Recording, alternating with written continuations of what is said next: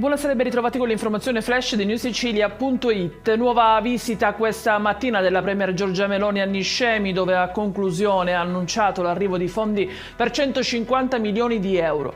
Stiamo prevedendo aiuti straordinari e immediati su 3 direttrici: la demolizione degli edifici, la messa in sicurezza e l'acquisto di nuovi immobili, ha dichiarato la Presidente del Consiglio, che ha anche informato della nomina di un commissario straordinario.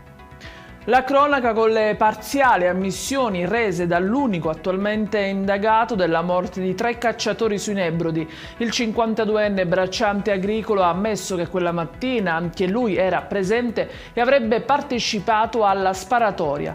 Le dichiarazioni però non sarebbero pienamente utilizzabili sul piano processuale, perché rese prima dell'iscrizione formale nel registro degli indagati e soprattutto senza la presenza di un legale.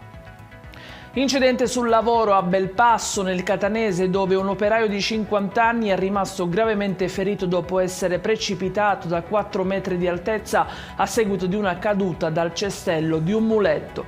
L'episodio è avvenuto ieri verso mezzogiorno, ma la notizia si sarebbe appresa soltanto oggi grazie a una nota di alcuni sindacati che parlano di una non fatalità.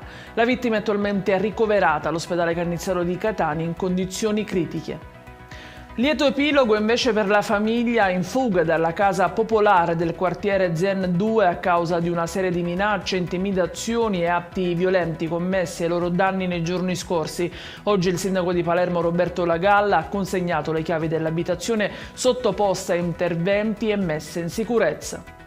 In chiusura il meteo: continua lo stato di allerta per Catania, Palermo e Messina. Domani la giornata sarà a tratti nuvolosa con piogge sparse, forti invece venti di maestrale che soffieranno sull'isola. Un peggioramento è atteso nuovamente nel fine settimana.